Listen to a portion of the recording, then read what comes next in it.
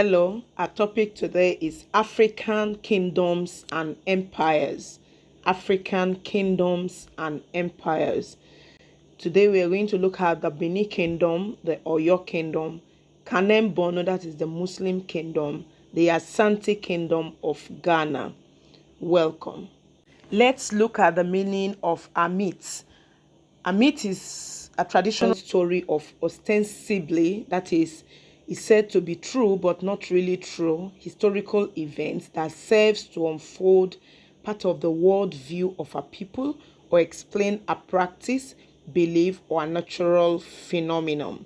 So we are going to look at the creation myth of the Yoruba, the Tiv, the Igbo creation, the Hausa, and the scientific discovery of Lucy. So the creation myth of the Yorubas believes that life started at Ife when Olodumare was given palm wine and some calabashes and sent to Orishanya. Olodumare is their god, to come and create the earth. But Orishanya drank a lot of palm wine and then fell asleep. Then another god, Oduduwa, took it from him and came to create the earth. So Oduduwa is the first man on earth according to the Yoruba creation myth. The Tiv creation myth, the Tiv are people of the Benue. They believed that Ando, the god of the sky, created the first man, Takuku and Nyamazenga. So they still believe that they descended from Ipusu and Ichonga. So Oando, the god of the sky, is believed to be the god that created the Tiv people. Then the Igbo myths of creation, the Igbo creation myth, the Igbo believe that Chukwu gave the spirits. So Chukwu is the god that gave the spirits, okay? So Chukwu, according to the Inri belief, is the spirit that created the earth. Then we have the Hausa creation myth. The Hausa, they claim to be descendants of Bayajida, who was able to kill a snake, okay, that was disturbing the people of Daurana in Katsina State. So Bayajida killed the snake, and as a reward, the queen Daruma of Daura married him, and they had sons, okay, and those sons, they were 6 sons. They became Biram, Dara, Gaba, Kana, Kasina, Rawa, and Zaria. Then we have the Lucy creation myth. This one, the scientists have also tried to discover how and where human beings originated. So in Ethiopia, scientists discovered a skeleton, okay, team of archaeology, they discovered skeleton in Ethiopia, and they named that skeleton Lucy, okay. So the discovery of human fossils in Africa led scientists to believe that human beings originated on the continent millions of years ago. So that's the creation myth. The history of Africa dates back thousands and thousands of years, so far that scientists believe that early humans originated from East Africa, and this Africa had lots of kingdoms. We're going to take these kingdoms one after the other. We'll explain their culture and history. First, we'll look at the Benin kingdom, the Oyo kingdom, Kanem Bornu, the Asante kingdom of Ghana. So you follow me as we take a look on these topics. The Benin kingdom, also known as the Edo Empire, has its story legend which was transferred orally to its people. Edo State was formerly known as Igodomigodo, and its rulers are known as Ogisios, which are gods of the sky. Prince Ekaladera, the son of the last Ogisio, had a dispute with his uncle. He was then banished and he fled for his life. He later changed his name to Izoduwa, which meant I have chosen the path of prosperity and traveled to the land of the Yorubas. He became known as Oduduwa, the ruler of Ife. Yes, the name was corrupted from Ozuduwa to Oduduwa. Oramiya, the grandson of Oduduwa, came back to the land of Edo people and married a beautiful woman called Eriwinde. She was the daughter of the 9th Enogie. Enogie is known as a duke, and they had a baby. So they had a baby together. Oromia and Eriminde, they had a baby together. But Oduduwa was not happy where he was. He declared the land Ilebinu. That means it's a land of vexation. He said it's only someone that is born with the mysteries of this land can rule it. He decided to go back to Ife, leaving his son as the king. His son's name is Eweka, and there's a lot of things as regards how the son got the name. When the child was born, he couldn't speak, but when the child finally spoke, he said Ewameka, which means my hands have got it. But the Benin people corrupted it to Eweka.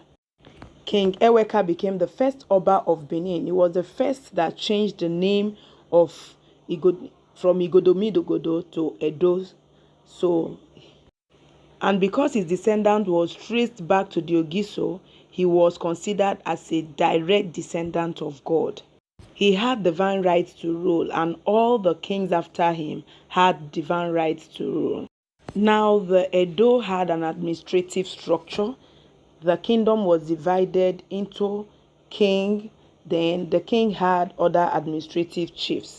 The fief holders are responsible for the daily administration of their various communities.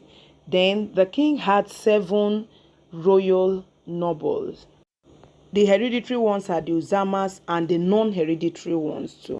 The kingdom had great walls and impressive gates, taking years to build. And the great work of Edo spread to other lands. It also has a powerful and well-disciplined military. The king was the supreme military commander, but he has generals serving under him. It was broken into units and sub-units, and even the queen mother had regiments of soldiers. It has very clever leaders and very business-oriented. It got money from 3 main sources: taxes from the waterways, tolls from those who want to enter the city to trade, and tributes from slaves that were conquered. After hearing about the grandeur and splendor, many people wanted to enter the city to trade. Craftsmen, artisans, carpenters, bronze makers, clothes makers, they all flocked into the city. The empire developed an artistic culture: bronze carving, ivory, and bronze sculpture that we see today, and also explains why the city is so beautiful and well designed. Great Benin king. Benin had great rulers who guided the nation into wealth and prosperity. Eware the Great reigned between 1440 and 1473. He is the most famous of the Benin Obas. He was a brilliant ruler, and it remained for his strong leadership and military skill. His captives were forced to pay tribute to the Oba. Some of the captured people include the Ekiti, Ikare, and the Igbo people. The empire grew to be known to become Ile Ibenu, which was the name Oromia had already given it. Oba Eware the Great introduced the Igwe festival, and he created a political structure that increased the king's authority and set to conquer more lands.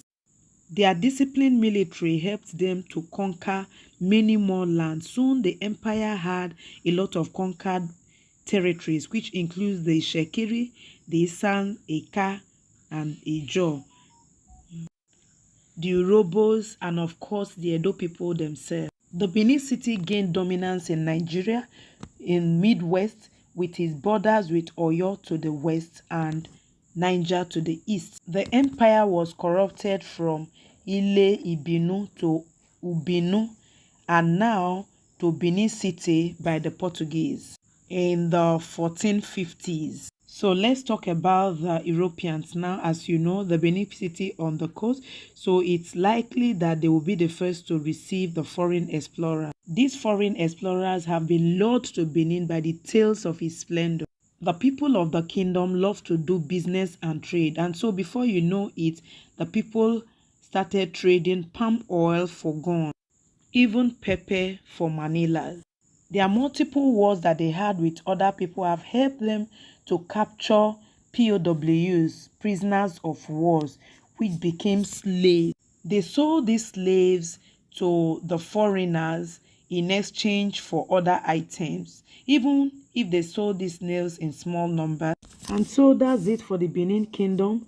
Okay, in our next topic, we're going to treat the Benin Kingdom on how it traded on the transatlantic and trans-Saharan trade. You join me. So let's look at the Oyo Empire. Okay, the Oyo Kingdom of southwestern Nigeria rose to power during the 14th century. Legend has it that Yoruba and Benin people are kinsmen. Okay, so the Oyo Empire developed by an African ethnic group called the Yoruba, which populated the region. Then the Yoruba also created the ruler of the Oyo Empire was called the Alafin, okay? Now, the empire extended between Dahomey or the Republic of Benin and even the Niger River. Okay, so the Oyo Kingdom rose to prominence during the 17th century. Oyo's major exports, however, was slaves. It was a slave state, so the king used slave labor on his farmland. Then, in 1796, Afonja of Ilori, one of his military commanders, they overthrew them. Then Oyo began to decline due to combination of different factors. The Oyo military also began to suffer several defeats from the Egba, Nupe, and Bogo people. Okay, in the 19th century, civil war broke out within the empire as Yoruba city-states waged war against each other. So these wars furiously brought their economic life down. Okay, and it eventually collapsed the Oyo Kingdom. So let's look at Kanem Bornu Empire. Okay, the Kanem Kingdom grew wealthy from trade with North Africa and Nile Valley. Okay, along with the trade came Islam, to which the rulers of Kanem are called May. Okay, so the first May to become a Muslim was May Jilmil. Mays are known as the king. The Saifawas were the ruling dynasty of Kanem. They extended their wealth by conquering neighboring countries and marrying into other ruling families. Okay, so May Idris Aloma is one of the most famous rulers of the Bornu Empire. So under his rule, Bornu expanded as far as the Hausa lands in northwestern Nigeria. May Idris was a devout Muslim who introduced Islamic law, which is Sharia, into the empire. Kanem started as an empire on themselves, but because of infighting, they overcame this adversity and they grew largely more than they usually were. Kanem Bornu is an empire that was influenced by Islam and is successful and powerful, and it kept its people through difficult times such as drought, invasion, and wars. So that's the Kanem Bornu Empire. Next, we are looking at the ancient Ashanti Kingdom. So this is the Ashanti Empire of Ghana. So Asante Kingdom is in Ghana, and they have an Akan chief known as Osei Tutu, who united the Akan states under a new kingdom, which is now known as the Asante. So Asante's capital was at Kumasi. This new kingdom began to expand and grew through trade with other nations. Asante legends tells of the Asante independence from Dekye, another powerful Akan state. At a meeting of all the Asante clan chiefs, the golden stool was commanded down from heavens by Okomfo Anokie, the priest. So it was believed that the person whose lap the golden stool landed on would be the first Asante Hene. So the golden stool floated down straight into the lap of Osei Tutu I. Can you see the image of the golden stool?